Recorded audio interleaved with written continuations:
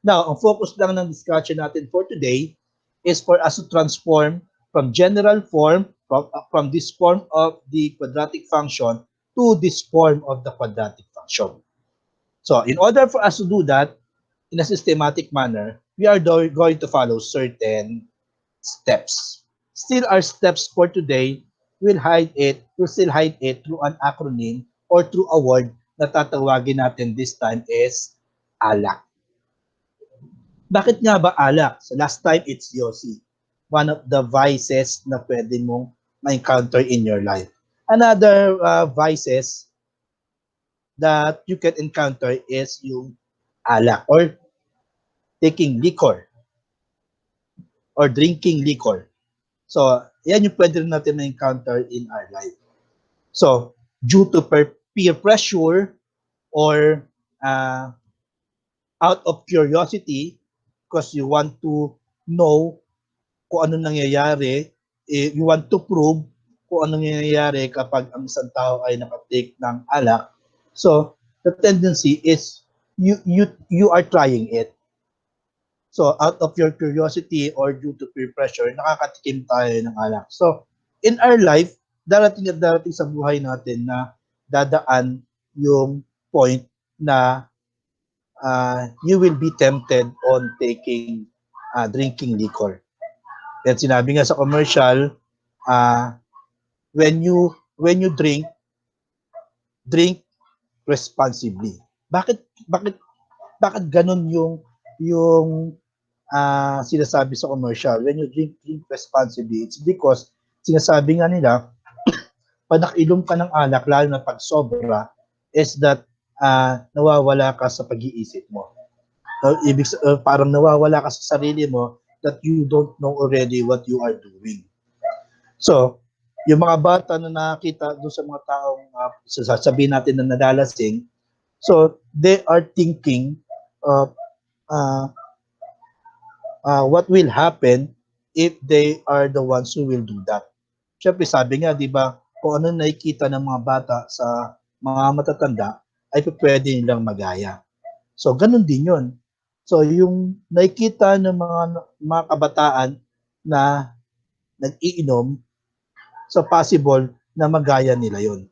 So, ang gagawin na, mag-iinom din sila for us to know kung ano nga ba epekto ng alak sa katawan na if they are doing the same thing na ginagawa ng mga nakikita nilang nagiinom. But still, kasabi nga natin nung last natin na it depends on your will. So since alam mo na nga that you are old enough to decide on what's right and wrong, kung ano yung masama sa hindi masama, so you already know what to do. So alam mo na masama din yung alak sa katawan ng tao, so that means if you have strong will, if you are a strong-willed person, so nothing can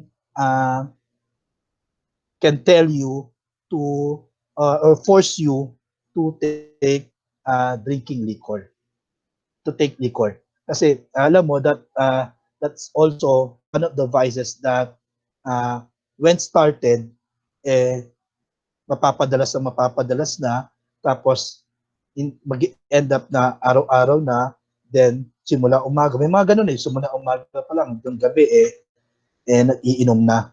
So may mga ganun tayo nakikita. So, as much as possible, so again, habang bata ka pa, so avoid it. So alam natin na isa yan sa mga possible na makasira sa buhay ng isang tao. Kasi pag ganyan, when you are drunk, the others are the attitude of the others when they are drunk is that yung nagwawala, naghahamon, 'di ba? Yung epekto, yung masamang epekto sa kanila nung pag-inom ng alak.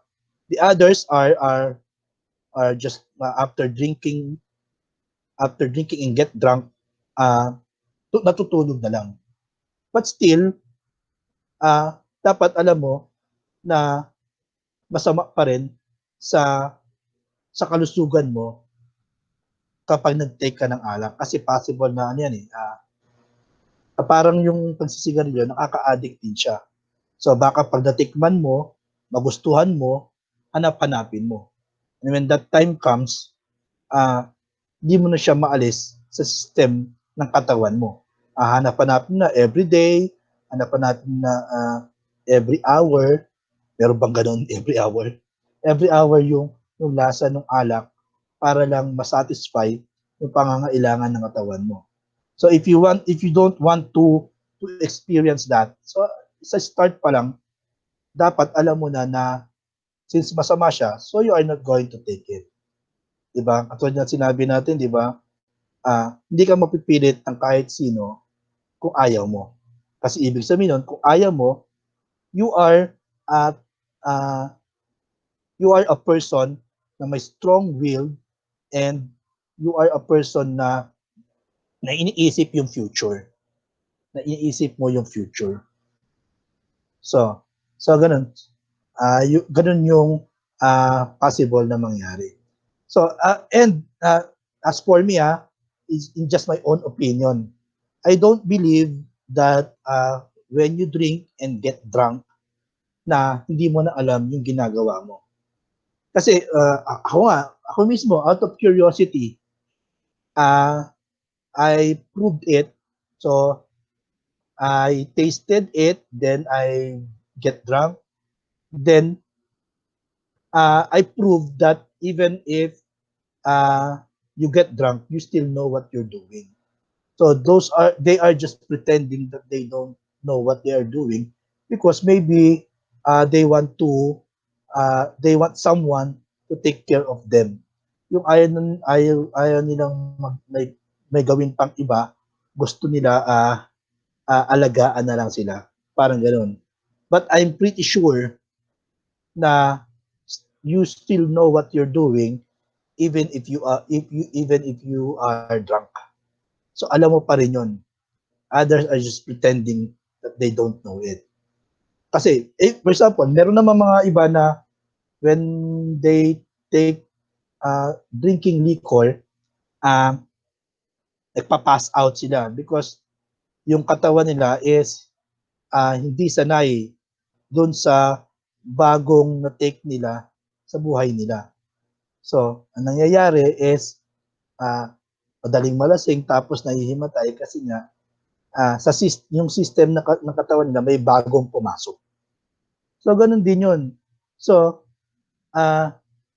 ibig sabihin, hindi ka ma-force ng mga kaibigan mo na mag-inom kung hindi mo gusto. So, nasa sarili mong desisyon yun. So, but still, my stand is, so habang bata ka, don't try to take drinking liquor.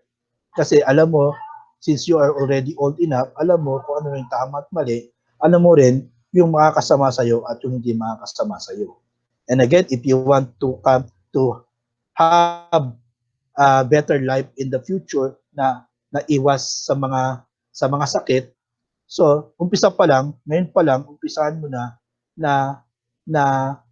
iwasan yung mga yan. So dumating man siya sa buhay mo, pwede mo siyang lagpasan.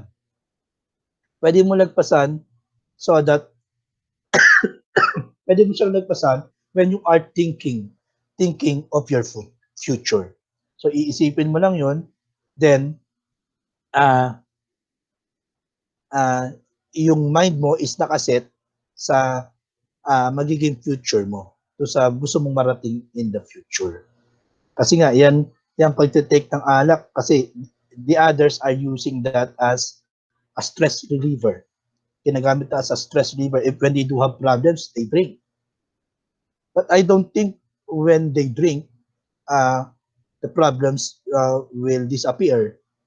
So the problems will still there. Pagkagising mo in the morning, yung mga problema mo na gusto mong maalis sa buhay mo, nandiyan pa rin kahit uminom ka. Diba? So, nakuha mo lang is dinagdagan mo lang yung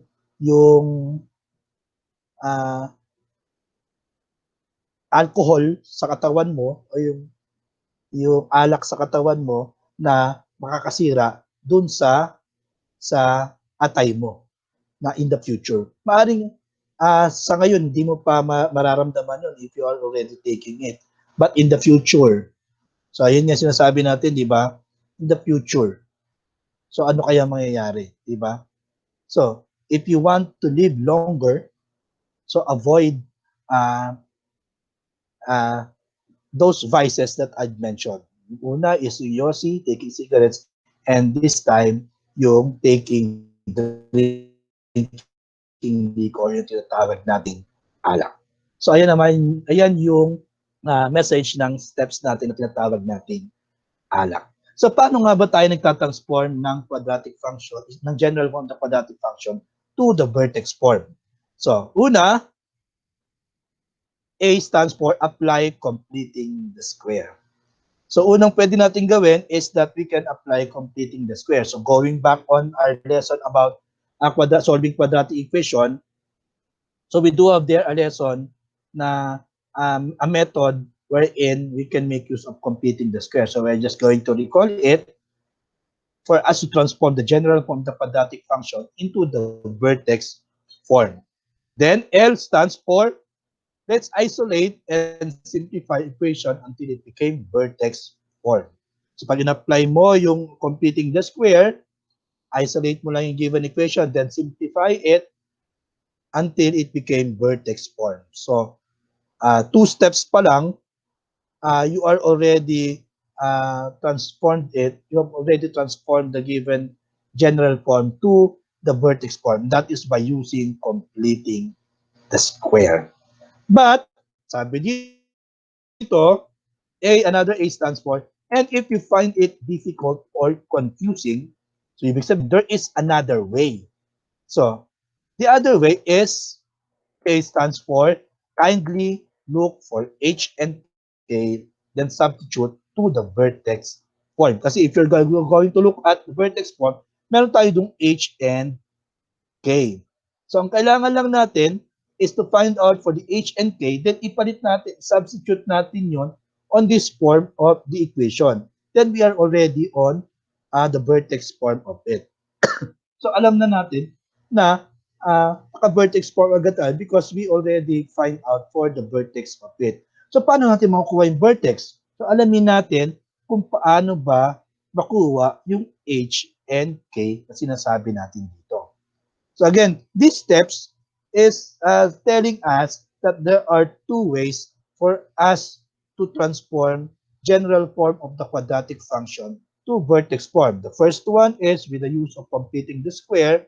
The second one is by using the H and K to transform it into vertex form.